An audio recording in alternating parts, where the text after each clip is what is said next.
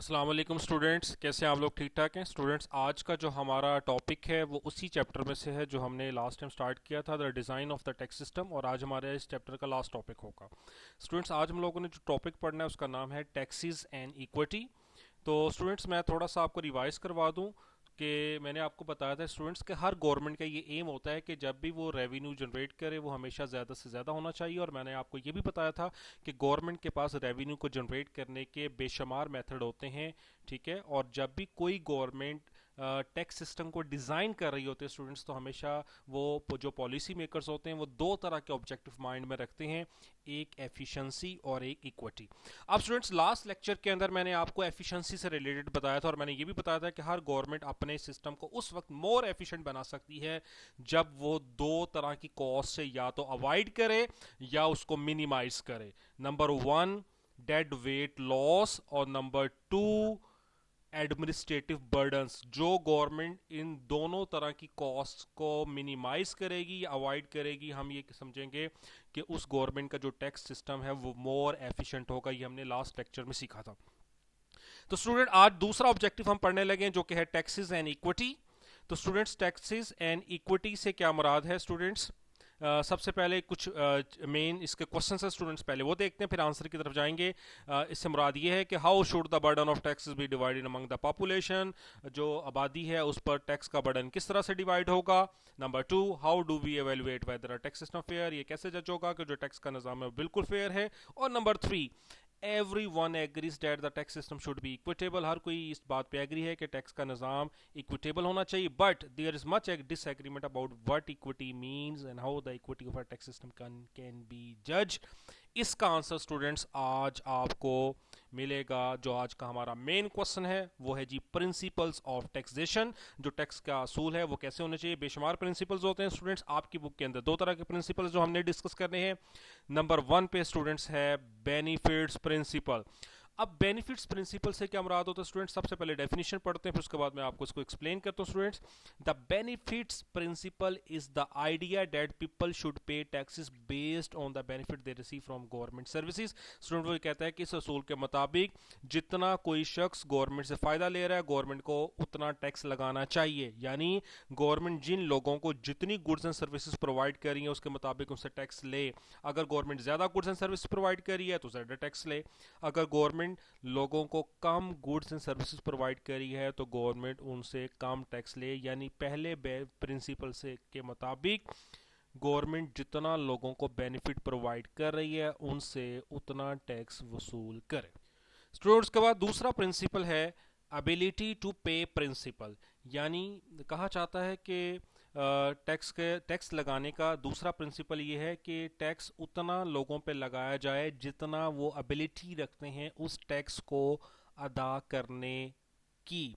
यानी जितने उन उन लोगों के शोल्डर्स उस बर्डन को बेयर कर सकते हैं गवर्नमेंट उतना टैक्स अदा करे। स्टूडेंट्स, आपको ये समझ लगेगी जब हम इसके दो मजीद पॉइंट्स पढ़ेंगे। स्टूडेंट्स, इस प्रिंसिपल में हमने दो पॉइंट्स डिस्कस करने हैं।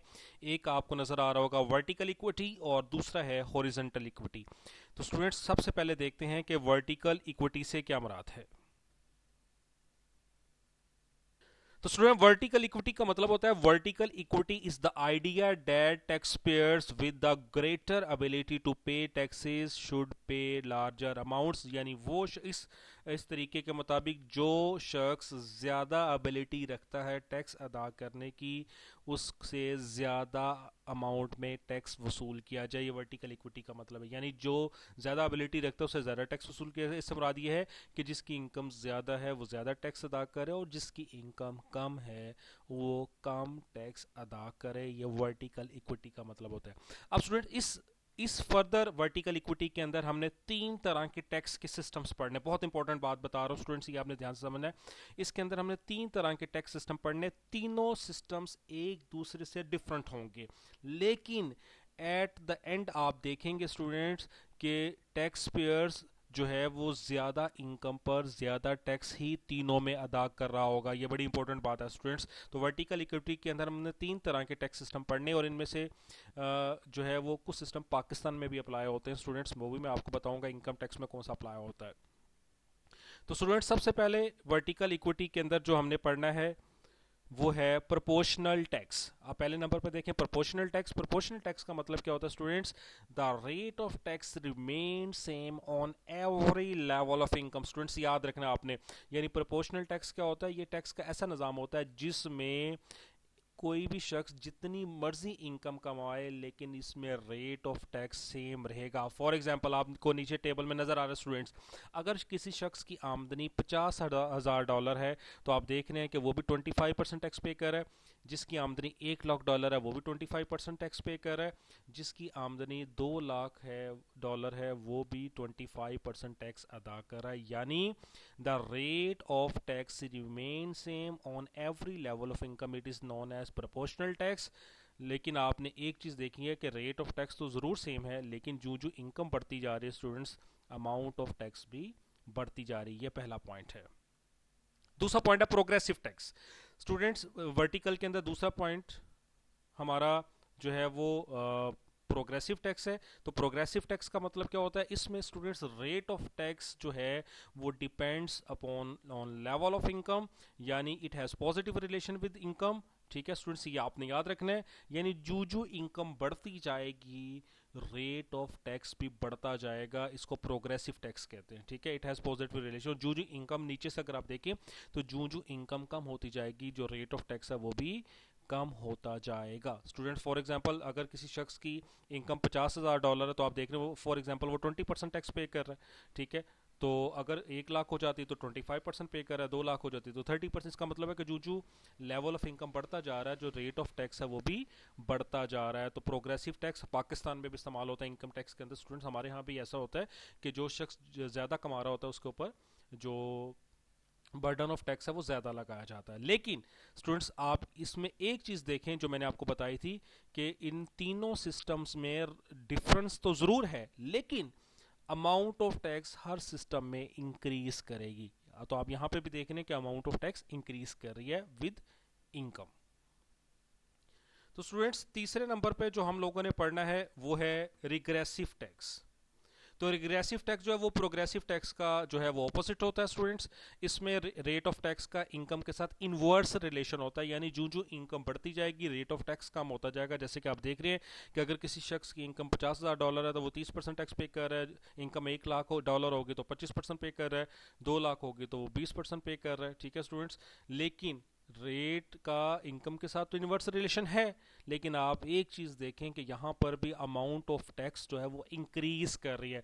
तो ये तीनों सिस्टम हमने वर्टिकल इक्विटी के अंदर पढ़े हैं, जिन तीनों में डिफरेंस तो ज़रूर है, लेकिन मैंने ये कहा था कि वर्टिकल इक्विटी ये कहता है कि अगर आपकी एबिलिटी ज़्यादा की है तो आप ज़्यादा अदा करें। तो यहाँ पे आप देखें जो जो इनकम इंक्रीज हो रही है तो अमाउंट ऑफ टैक्स भी इंक्रीज हो रहा है। तो ये हमने ये तीनों पॉइंट्स वर्टिकल इक्विटी के अंदर डिस्कस किए। स्टूडेंट्स ये आपने ध्यान से पढ़ने हैं।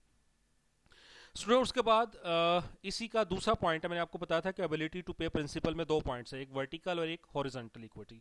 तो वर्टिकल मैंने आपको बताया, उसके बाद उसके मैंने 3 पॉइंट्स पढ़ा है। अब मैं आपको हॉरिजॉन्टल इक्विटी के बारे में बताता हूँ कि ये क्या होता है।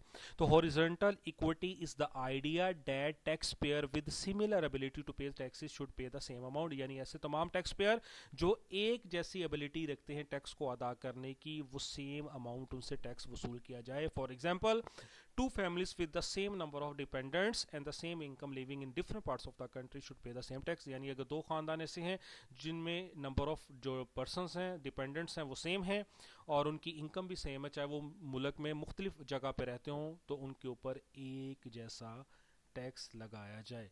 तो स्टूडेंट्स ये दो पॉइंट्स हैं जो हमने एबिलिटी टू पे प्रिंसिपल के अंदर पढ़े।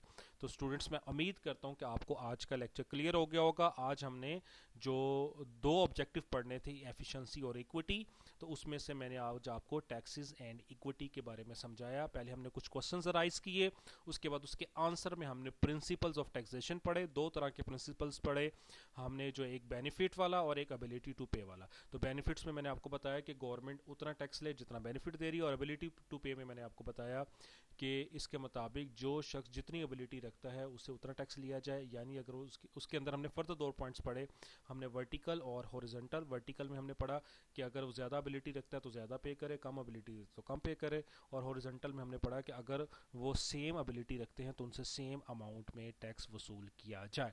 तो स्टूडेंट इंशाल्लाह नेक्स्ट लेक्चर में हम नया चैप्टर डिस्कस करेंगे। Thank you very much.